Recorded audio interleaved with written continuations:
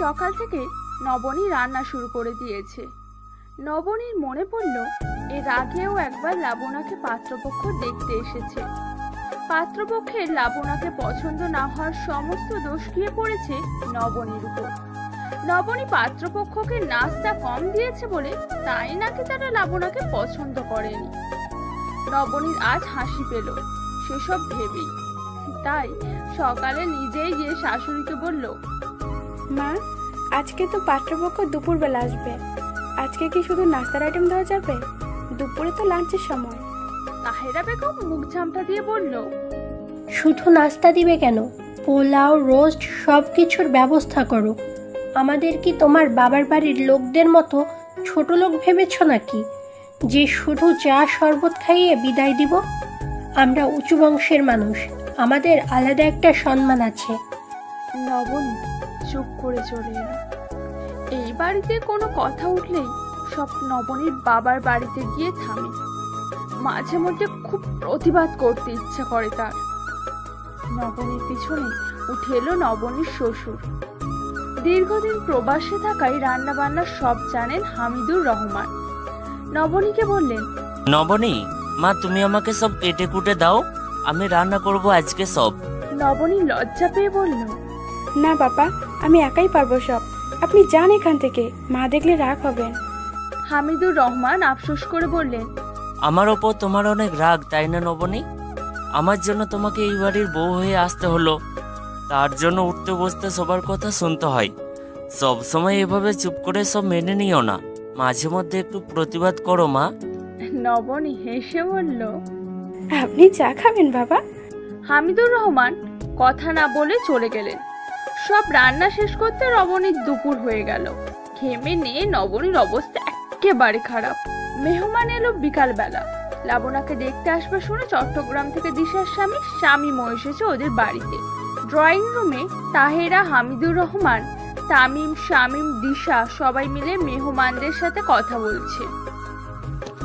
নবনী দ্রুত হাতে টেবিলে খাবার সাজাচ্ছে। খাবার সাজিয়ে নবনী তাহেরা বেগমকে ইশারা করলো। তাহেরা বেগম মেহমানদের নিয়ে টেবিলে এলেন। নবনীর সামনে এলো না কারণ। তাহেরা বেগমের পছন্দ না লাবণাকে পাত্রপক্ষ দেখতে এলে নবনী তাদের সামনে যাওয়া। আরো একবার নবনী নাস্তা দিয়ে যাওয়ার পাত্রপক্ষকে নবনীকে পছন্দ হয়ে যায়। এসব নিয়ে কম কথা শুনতে হয়নি নবনীকে। রুমে এসে দেখে লাবণা নবনীর জন্য গতকাল রাতে আনা সমস্ত কসমেটিক্স, চুড়ি, জুতো পরে বসে আছে। নবনী কিচ্ছু বলল না, কিন্তু নবনীর রাগ হলো যখন লাবণা বলল, গতকাল বাবা এনে দেওয়া কাঞ্জিভরম শাড়িটা দাও ভাবি, আমি ওটা পরে যাব। শুনেই নবনীর বুকের ভেতরে কেমন দূর দূর করে কাঁপতে লাগলো। নবনী জানে এই শাড়ি একবার লাবণার হাতে গেলে নবনী আর পাবে না।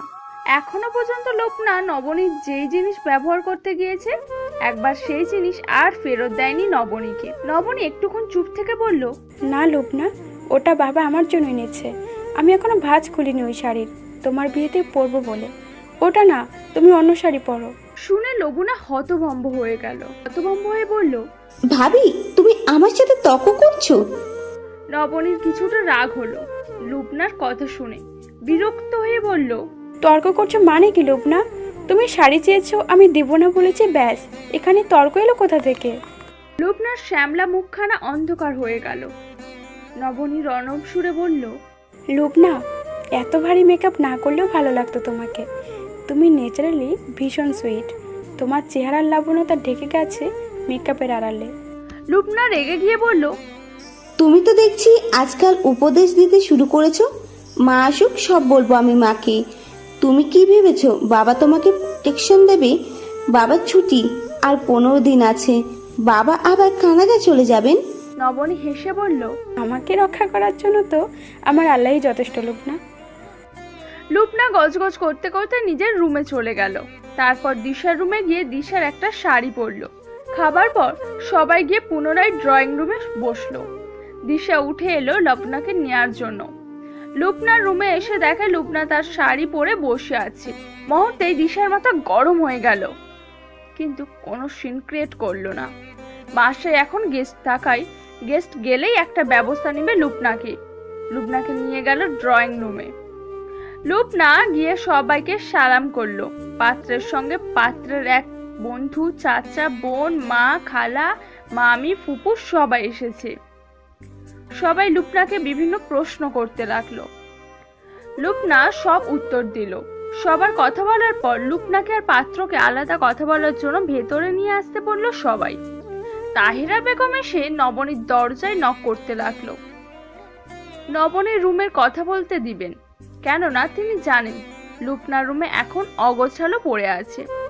সাজতে গেলে লুবনা আলমারির সব কিছু বের করে বিছানায় ফেলে রাখে।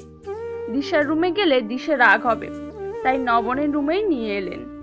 নবনী বের হয়ে লুবনার রুমের দিকে যেতে নিলেই পাত্রের মা, খালা সবার সাথে দেখা হয়ে গেল। তাহিরা বেগমকে ডেকে পাত্রের মা জিজ্ঞাসা করলো, কে এই আপা? তাহিরা বেগম বিরক্তি চেপে বলল, আমার বড় বউ। পাত্রের মা খালার কানে কানে ফিসফিস করতে লাগলো শুনে নবনী আর না দাঁড়িয়ে লুবনার রুমে গিয়ে দরজা চাপিয়ে দিল। তারপর সব গোছাতে লাগলো। লুবনার সাথে 5 মিনিটের মধ্যে কথা শেষ করে পাত্র বের হয়ে গেল রুম থেকে। তারপর সবাই বিদায় নিয়ে চলে গেল। হামিদুর রহমান তাদের সাথে গেলেন এগিয়ে দিয়ে আসার জন্য। মেহমান বাসা থেকে বের হয়ে যেতেই দিশা গলা ফাটিয়ে চিৎকার করে শামীমকে বলল, তোমার বোন কার অনুমতি নিয়ে আমার শাড়ি পরেছে? আমার শাড়িতে হাত দিল কিভাবে ও? এই শাড়ি আমার বড় আপার দেওয়া। ও কেন আমার শাড়ি পরেছে? লাবুনা চমকে গেল দিশার কথা শুনে। দিশাকে সবাই যেহেতু সমঝে চলে, তাই তাহেরা বেগম মিনমিন করে বলল, রাগ করো না দিশা, নবনীকে বলবো শাড়িটি ধুয়ে দিতে। ও বুঝতে পারেনি, আর কখনো এরকম করবে না। লুবনার কান্না চলে এলো। কাঁদতে কাঁদতে বলল, আমি কি করব? বড় ভাবিকে বলেছি গতকাল বাবার আনা শাড়িটা দিতে, উনি তো দেননি, উল্টো বলেছে মেজো ভাবির শাড়ি নিয়ে পরতে, তাই আমি নিয়েছি। তাহেরা বেগমের প্রচন্ড রাগ উঠল। লুবনার রুমে গিয়ে নবনীর চুল চেপে ধরে বললেন, আমার স্বামীর এনে দেওয়া শাড়ি তুই আমার মেয়েকে দিলি না কেন? তোর বাবার বাড়ি থেকে এনেছিস নাকি শাড়ি তুই? তোর সাহস হলো কি করে নিজের শাড়ি না দিয়ে দিশার শাড়ি দেখিয়ে দিতে? ব্যথায় নীল হয়ে নবনী বলল, এটা সত্যি, আমি শাড়ি দিইনি, কিন্তু দিশার শাড়িও আমি পরতে বলিনি মা।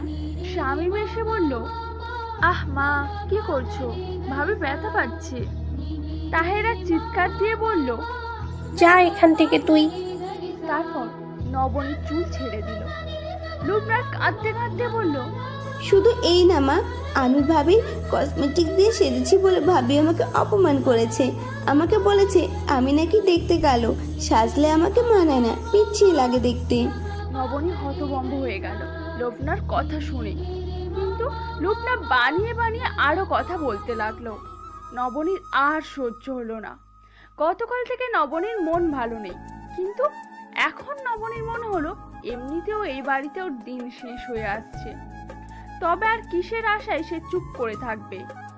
লুবনার দিকে এগিয়ে গিয়ে লুবনার গালে একটা কষিয়ে থাপ্পড় দিল নবনী। তারপরে বলল, আমি সবসময় সব মেনে নেই বলে এই না আমার নামে তোমরা এইভাবে মিথ্যা অপবাদ দেবে। আমি যা বলিনি আমি কখনো তা বানিয়ে বলবে। নবনী লুবনাকে থাপ্পড় দিতেই তামিম তেলে বেগুনে জ্বলে উঠল। তাহেরা বেগম কিছু করার আগেই তামিম এসে নবনীর 2 গালে 2টো থাপ্পড় দিয়ে দিল। তারপরে বলল, ছোট লোকের বাচ্চা, তোর সাহস কি করে হলো আমার ফুলের মতো বোনের গায়ে হাত তোলার? নবনী গালে হাত রেখে বলল, যেভাবে তোমার আর তোমার মায়ের সাহস হয়েছে আমার গায়ে হাত তোলার, সেভাবে। তামিম আরো ক্রুদ্ধ হয়ে গেল। এগিয়ে এসে নবনীর চুল চেপে ধরে বলল, তোকে আজ খুন করে ফেলবো আমি। নবনী দমে গেল না আর এবার। তামিমের হাত ছাড়াতে ছাড়াতে বলল, তা তো মারবেই, তাহলে তো সুযোগ হবে বুক পকেটে যার ছবি নিয়ে ঘুরে বেড়াও তাকে বউ করে আনতে। তামিম রেগে দিশেহারা হয়ে বলল, সে অনন্ত তোর মতো ফুকরি মেনা, মাসে সে 25,000 টাকা বেতন পায়। নবনীর কথা শুনে সবাই চমকে গেল। তাহেরা বেগম তামিমের হাত ছাড়াতে ছাড়াতে বলল, কি বলছিস এসব? তামিম নবনীকে ছেড়ে দিয়ে বাসা থেকে বের হয়ে গেল। তামিমের থাপ্পড় খেয়ে নবনীর ঠোঁট কেটে গেল দাঁতের সাথে লেগে। নবনী টলমল পায়ে নিজের রুমের দিকে চলে গেল।